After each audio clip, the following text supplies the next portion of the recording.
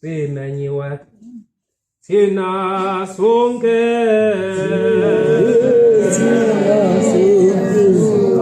asimenywa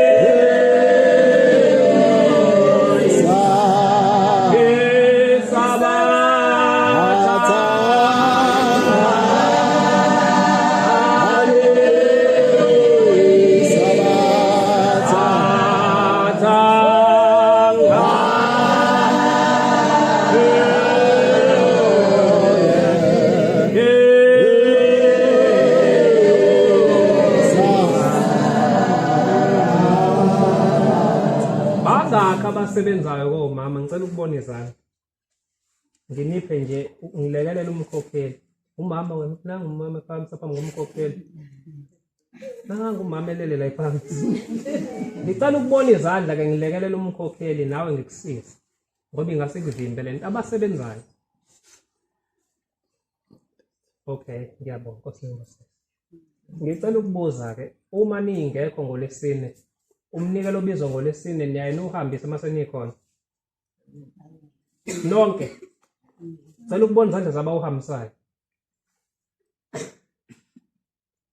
Nkosi futhi umuntu uma ekhulumile niyalalela bese niyezwa ngicela ongawuhambisi awuhambise naye ngoba lo mnikelo umile egameni lakho ngakhuluma ngifela ngeyilanga ukuthi ethempelini umama wabona ebuhleni kuhlanganiswa iminikelo ifakwe ezikhwameni ze-Standard Bank kodwa kunegama uma kusambulo ngqulunga kubhaliwe sambulo ngqulunga esikhwameni bese umnikelo uyathatha ufakwe phakathi wayesebuza ukuthi mina isikhwama esinegama lami ngisiboni kwathiwa phela wena unikele umnikelo lesimo wathi ngiyasebenza kwathiwa kumile isikweletu phezu kwakhe futhi uma uhamba emhlabeni ungawunikelanga kuyofuneka uma usuzowuthatha ke lo mnikelo okukhulunywa ngawo kanje ewukhiphile umamathile uyise kwenye indawo awudusi yini liyobuzwa kubani icala lawo ngiyathemba ke njengoba sekukhulumekile ngeke kusenzeke okungcono noyiboleka kumuntu nibuye nimkhokhele kunokuthi nithathe umnikelo obizwa uShembe niwuyise kwenye indawo yebo noma nisuke nenza umsebenzi kaShembe kodwa lo unegama eliphezulu kwawo ukuthi owani uma ungakaze uhambise ke namhlanje phenduka uhambise lo mnikelo ayibonga Nkosi siyalekelelana bangcwele akekho ngcwele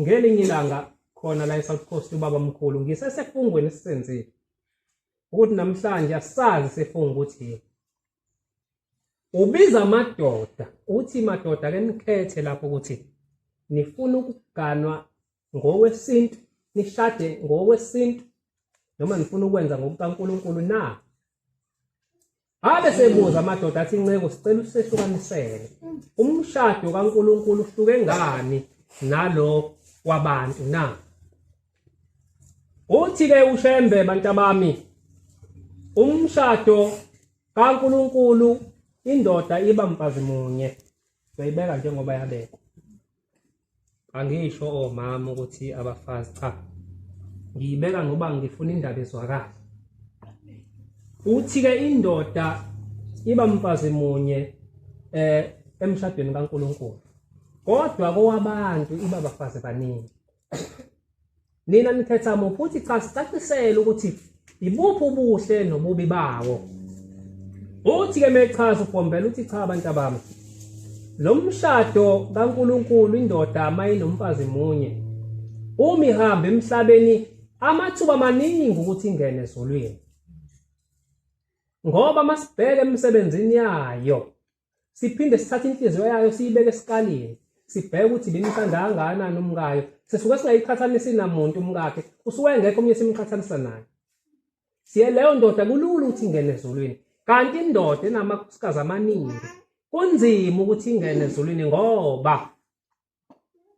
kuye kuthi noma sesibonile ukuthi ekuhambeni kwayo ekuhambayo phambi kwaShembe kuhle sibe sesithatha inhliziyo yayo siyibeke esikaleni sibe sesibheka ukuthi emakhosikazi ayisihlali nawo ibiwathanda ngokulingana yini kukancane ke sithola ukuthi biwathanda ngokulingana uthi mase sabona unkosikazi wokuqala uthando oluncane owesibili liphathi nendawo owesithathu luthe phezulu okugcina likhulu kakhulu ithi lowo muntu usibese ube ngabasangena ezulwini ngoba uthanda nalo ngamakhosikazi akhe alilingana babe sebeqembukelana phakathi bathi abanye ayithina sikhetho kaNkulunkulu laba bayangala kwaNkulunkulu kwakhona noDlamini wayesethatha ithi uShembe wathi namhlanje ngiyanifungisa-ke ngoba nenze isifungo noNkulunkulu ngempela abafunga bathwala itshe bonke kwahamba isikhathi waze wakhothama uBhombela kwahlala iNkosilanga yes iNkosilanga la eSouth Coast noma umuzi ngingawazi kahle thema ikhona la eMampondweni yayisibiza amakhosazane yawabeka lapha yayisibiza lawo madoda enze sefungo nobaba mkhulu yathi bantu abami niyayibona lezi zintombi bathi baba siyayibona wathi ngifuna niyithathe lezi ngane bathi la madoda baba thina senze isifungo nenceku babembiza kanjalo wathi awu manje lezi ngane zinhle kangaka ezozidla labantu aniyithathe ingane bame ekutheni benze isifungo noBhombela yahamba iNkosilanga umhlangano wavalwa yaphinde ekuphakameni yahamba ezinye indawo ehanje uShembe yayisiphinde ibuya ngiphe baba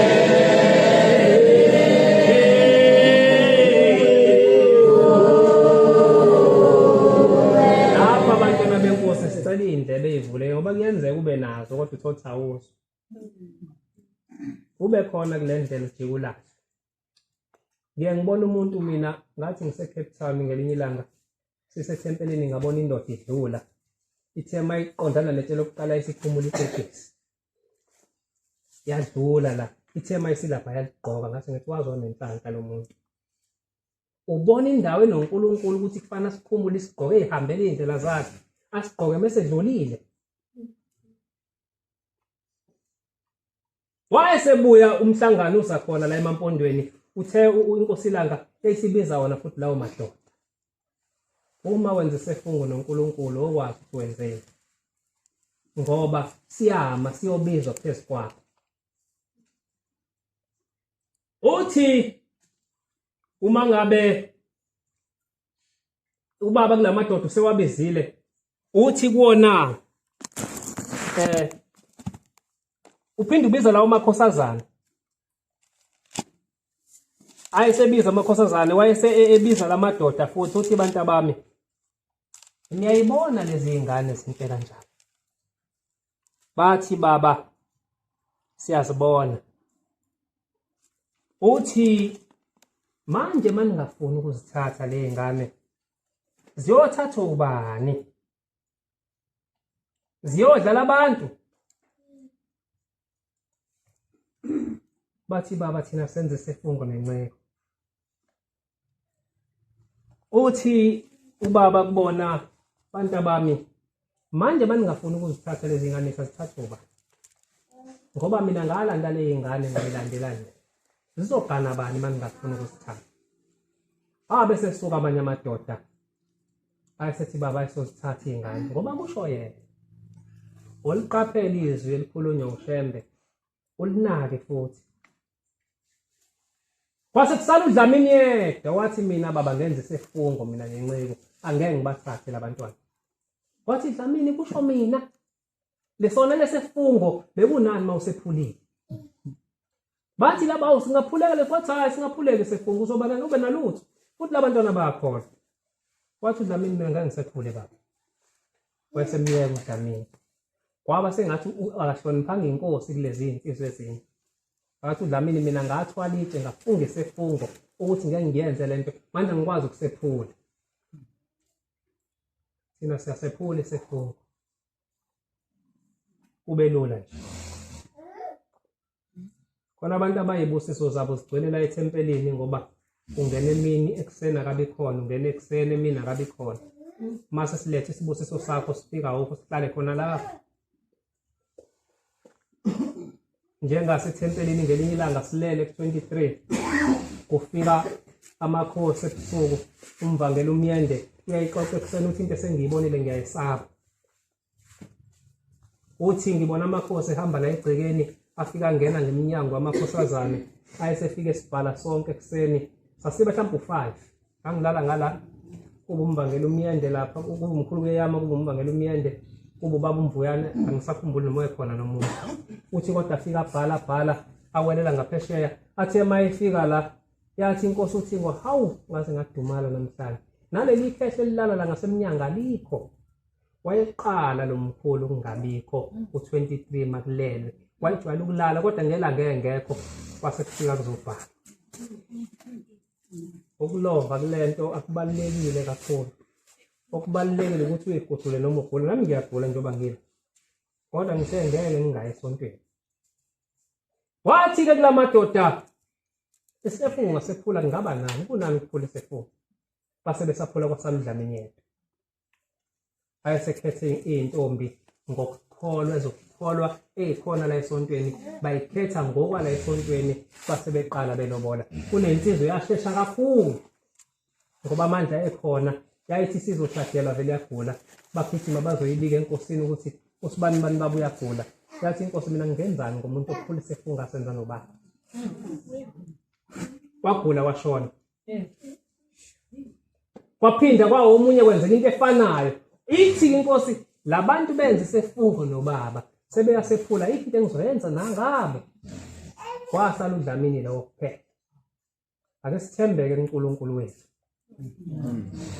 naye uthembekile kithi ngelinye ilanga amadoda amabili lamadoda ithenye itshelenye ayakholwa lamadoda ubaba omkhulu ukhuluma indaba ephakathi kwethu lenye indoda iyazi ethemba kakhulu ekukholweni kwayo enye yezethembi ithi lena sahambe siyezwe nelihle leli salethenjiswa kuJobe umdali wezulu nomhlaba base behamba kuthiwa bafika kubalindi bamasango wathi kusukuma umlindi wathi nifunani madoda kwase kusukuma lezi ethembayo yathi cha size lapha ezweni esalethenjiswa size kuNkulunkulu wethu umdali wezulu nomhlaba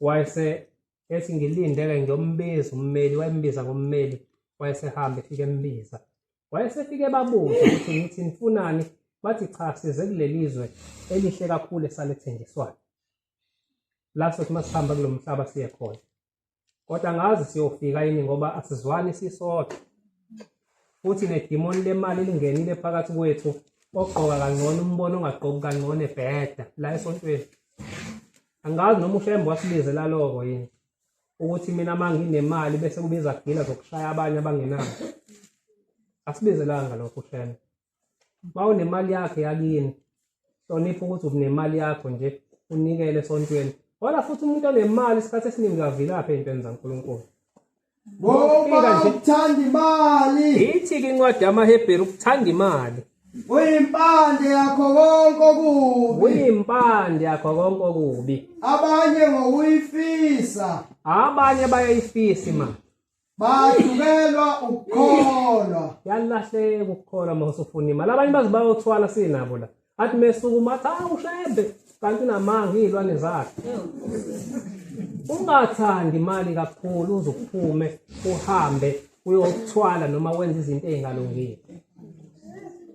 Wesinye isikhathi uNkulunkulu uyazi ukuthi wena yazi khona abantu abangenamali kodwa ukholo labo liqinile ngoba ushembe uyabethemba ukuthi lo ngisho ngingamniki lutho kodwa uzohlala kumina. Bakhona abantu abanjalo. Bese kuba khona abantu kathi uNkulunkulu hawu lo mangase ngithi mina hayi ngimnike imali igama lami lingathuka angive ngimnike. Yabo. Manje ke asikugade lokho ukuthi uma sila esontweni ngoba imali iyakwenza ungayinaki into kaNkulunkulu. Abantu abaningi abathandaza emakhaya ngoba unemali. Uzothandaza kanjani ungaswele lutho? Ngoba phela into ekukhumbuza ukuthi uthandaza usizi. Abantu abanosizi imvamisa unyazi iseduze kwabo. Kodwa abantu abangenalo usizi isikhathi esiningi uNkulunkulu uyahletha. Hayi uhlehlisa uyihlehlisa yini uhlehlisa wena. Ngoba unaso isikhathi sakhe. USathane bese yasondela. Simqapheleke uSathane isoka elikhona phakathi kwethu manje liyashela liyaqomisa. La. Nomfana uyabheda kumanje ayikho lento eyishona. Uyamqoma njalo. Mawuvumela lonto somqomile. Isoka likhona phakathi kwethu. Qomisa ngeindlela zonke. Ngokuyala kwethu Ithi ke lencwadi ke ukuyala kwethu. akuyanga ngokukhohlisa Silo uzokuqambela amanga. nangamanyala Nangendlela nje engalungile phambi kwaNkulunkulu. kepha njengoba sivunyelwe uNkulunkulu uNkulunkulu usimisile ukuthi asikhulume. ukuba siphathiswe ivangeli Ivangeli likaShembe lesiliphethe. siyakhuluma ngokunjalo Njengoba kukhulunywa kaNgcwele. singenzeli ukuthokozisa abantu Angenzeli ukuthandwa mangikhuluma kepha ngifuna ukuthandwa uShembe ngoba uma ngingayikhuluma into kaShembe ngiyofana nalo wayawagcina eboshwa kuthiwa buyazi into angayikhuluma.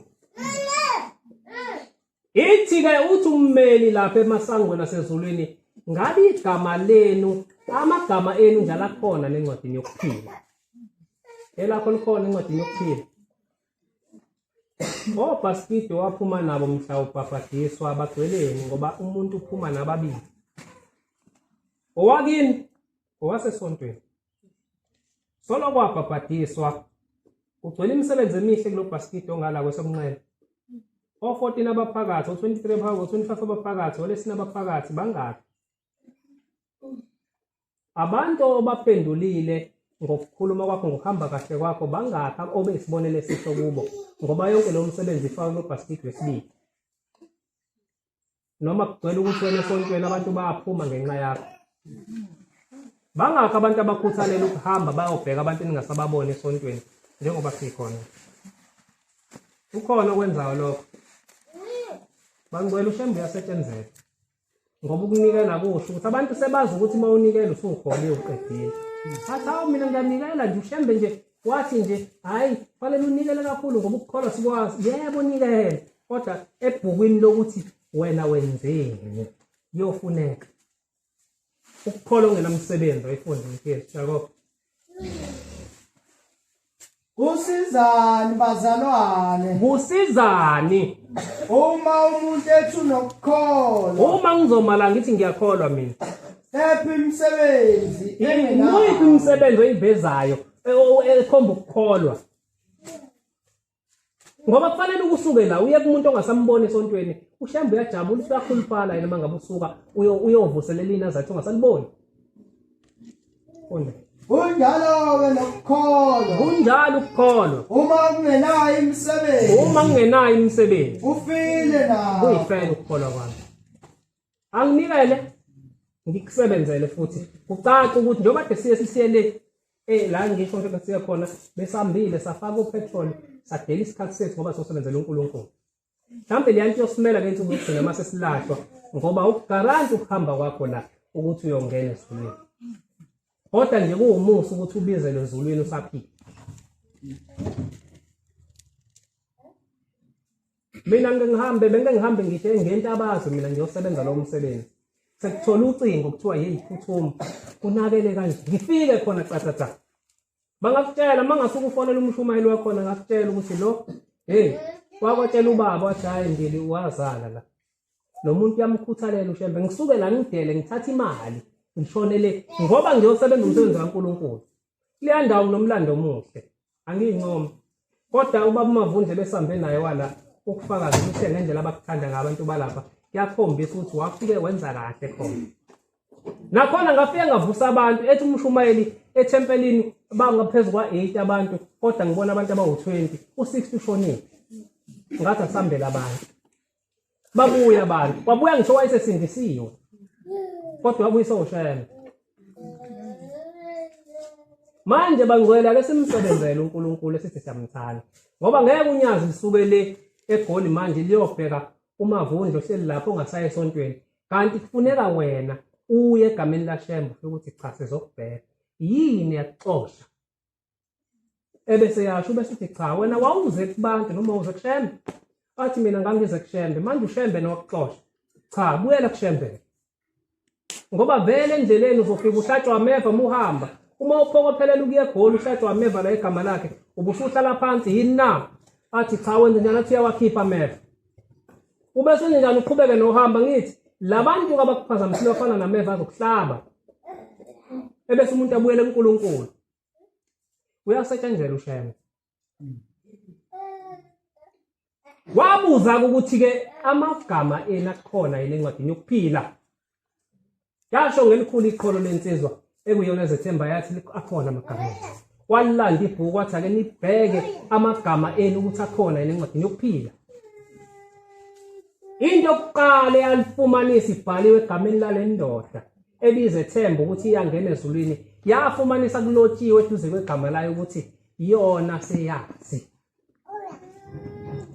Ngoba masesona ngamabomu uma sona ngamabomu sesilazi iqiniso sesiliphethe ngezandla awusekho umnikelo ngesono uShembe sayifuna imbuzi kepha kusidalela ukulahlwa nje kufaka kusifanele nomlilo wesabekayo ubani uthanda emlilweni ukhona bangicela siphenduke asiphenduke ufumanisa igama lakhe lilotshiwe ukuthi wona sazi njengoba silapha asona isazi izaga 9:10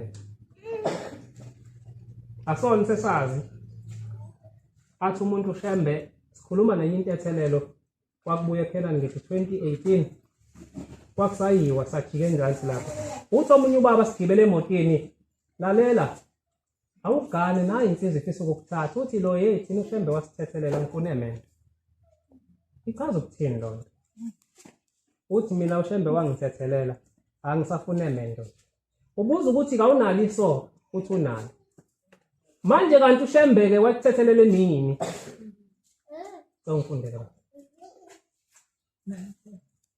ukuqala kokuhlakanipha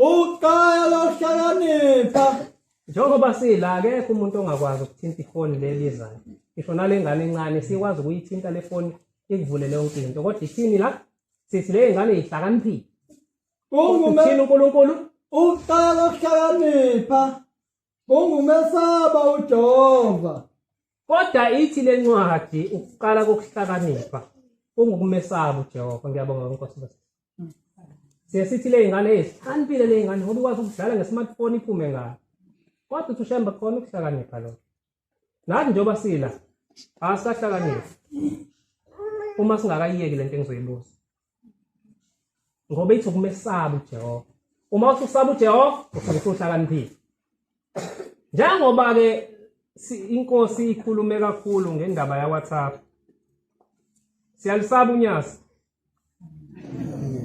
asidilete WhatsApp masiphuma lana uma simesaba asese udelete bangcwele ngokukholwa nje noma phela makukwehlula ngithi nginezinto ezinhle emakhaya angisho kodwa ukuthi yenzani lento engiyishoyo kodwa ngenzela sibe novalo uma singena emizini yene emihle sishiye icathulo lapha eminyango ngoba sikwazi ukungena necathulo endlini yakhe namathayili.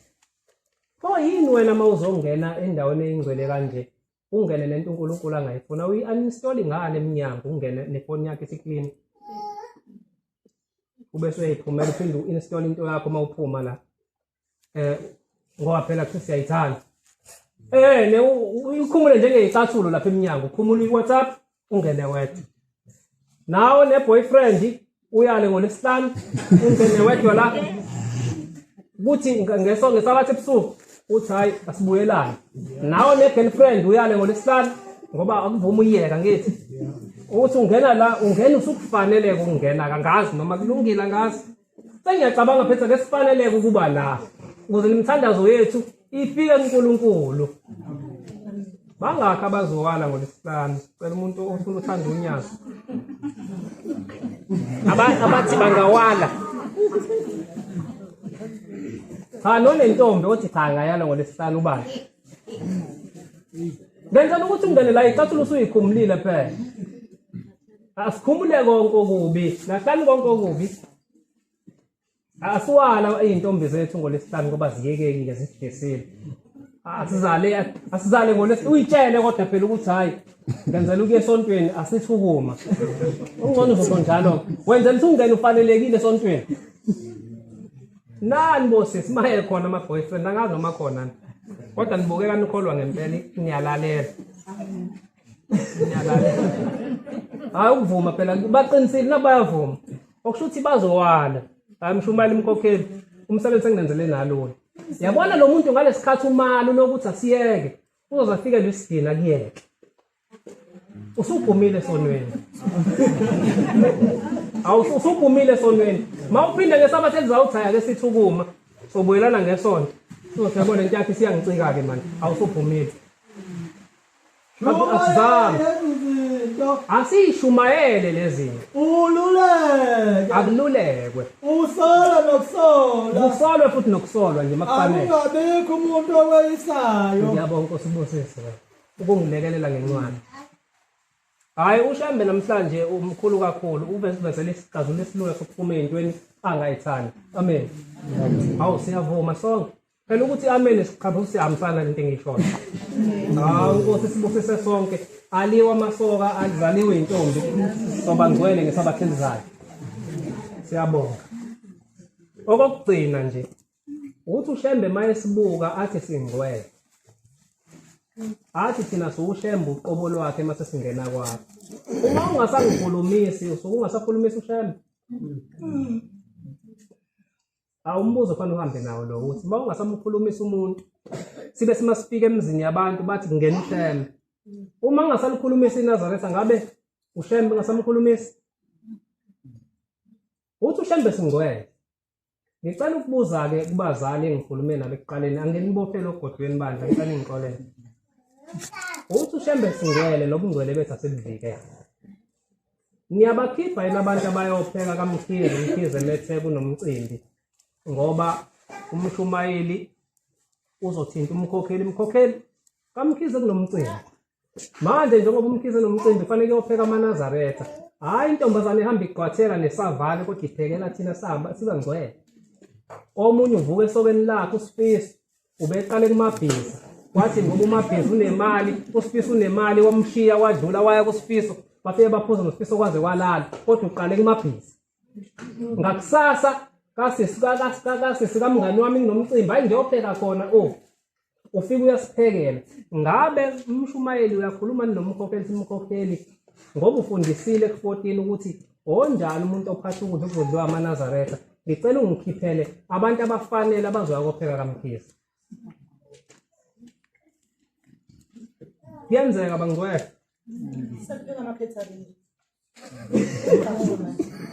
makungapheki i-catering hayi kuhle makwenzeka ngicela uNkulunkulu anibusise ngiyacela abantu singabadedeli ngoba ubungcwele biyafa uthi uShembe ngeke afika niphi ubungcwele aphinde azoyigadela yena nenhlalisuthi usukuhlangane nenhlalisuthi edolobheni ishaya ngamahlombe kanti inhlalisuthi yala ekhaya sasifundisiwe ukuthi awuhambi ngamahlombe muyinhlalisuthi kodwa sebeyahamba namhlanje umbona umuntu eshaya ngesikibha sakhe edolobheni.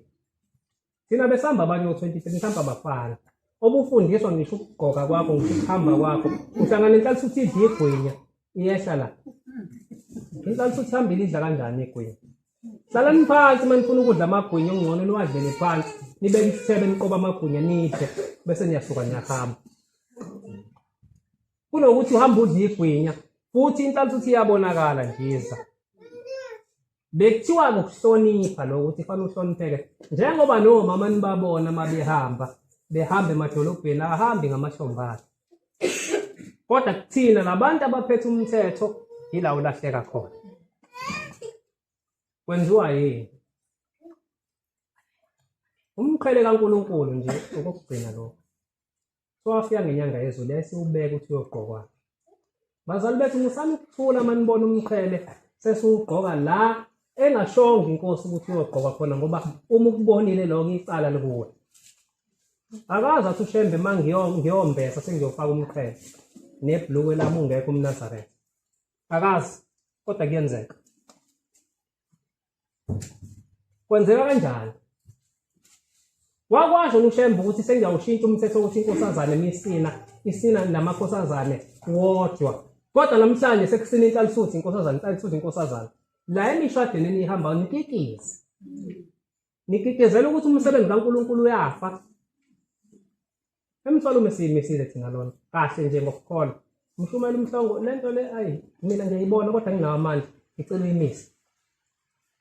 Wathi nama ngiyazi lento yamiswa. Ayikazi inkosazane isini nenhlalisuthi kulayini owodwa.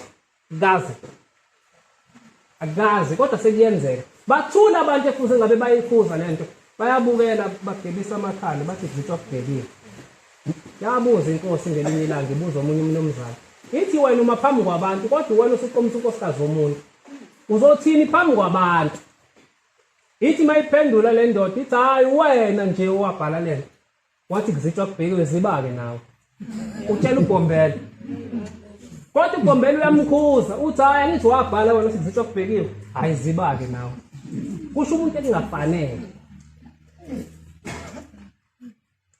uJoshua waloba lawo mazwi Joshua isisebenzi kaJehova saloba encwadini yomthetho kaNkulunkulu. encwadini yomthetho kaJehova. Wathatha itshe elikhulu. Wayesethatha itshe elikhulu. Walimisa lapho phakathi. Wayeselimisa phakathi ethempelini. Elingasendlini engcwele kaJehova. Endlini engcwele kaNkulunkulu. Wayesethi uJoshua Wathini? kubo bonke abantu, bhekani leli tshe. Bhekani letshe. Yakuba ngufakazi Yakuba ngathi. ufakazi ngathi. Ngoba lizwi lonke amazwi Lamazwi ehlile kule nkonzo namhlanje. kaJehova wakhulumile kithi. Awakhulumile. Ngalokho-ke yakuba ngufakazi ngani. Funa limphike uNkulunkulu wenu. Masenze ukuphambeneke nalokho siyamphika uNkulunkulu. Njengoba ngibuza ukuthi abantu basabekwa yini la bafundiswe. Ethempelini ngisho indoda ihlala inabe ngoba umakoti la ekhaya. Yabo nje insizwa zakithi ngilukisanene nabanye. So umakoti sonke la sikanile. Yiko manje inkonzo amahlukana ndele ukuthi mawusuka umuthi namhlanje ngiganisa ola sezulwini ngenasipho. Namhlanje ngicacela kulo. Sonke sihlala sinabe la esontweni. Yiko ngithi abafundiswa abantu nokuhamba nokugqoka kwala ekhaya ukuthi ugqoka kanje, uthi ukhuluma kanje, wenza kanje, yini ongayenzi, yini oyenzayo. Ukuze mayehamba lo muntu emhlabeni efike ebuzwa ngalento, angathi methi ayazi bese kuthiwa wengekho nomshumayeli kuthiwa wekhona, bese icala libhala kumshumayeli. Ave kunzima ukugcoka. Ngoba ushona emgodini ucindezelwa abantu bobaphethe. Akukho ongaphezu kwalokho uNkulunkulu angiphe kona. Ngiyabonga kakhulu. Cela ukubona isandla sabantu abafuna ukungena iziko. Ngicela ukubona izandla. Ungathi unyazo lwakho. Ufuna umuntu aphakamisisane. Hawu inkosi enibusise nizolingena izulu bangcwele. Kodwa manilalele nenza. Hayi ngeke anginibekele na umzekelo. Yazi manje nithi nifuna ukungena izulu. Niyafuna ukumazi umuntu ongasanenze ningalingena izulu. Niyafisa ukumazi? Nonke niyafisa ukumazi? Ngicela ufike endlini namhlanje uyivalele endlini yakho. Wonke umuntu ngisho ngabe unobaba usaphila uyivalele wedwa. Bese ucisha ukhalisa ugesi. Uthatha isibuko usibhekise ngakuzo vele umuntu ozokwenza ungalingena izulu. Ngiyothi mangibuya ngesabatha ezayo ngifuna umuntu nomuntu ozongithetha kambonanga ngeM400. Wonke kodwa umuntu uzombona umuntu ozomenza ngalingena izulu.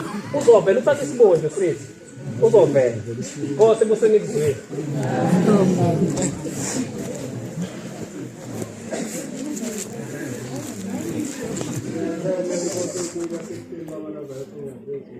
Amen.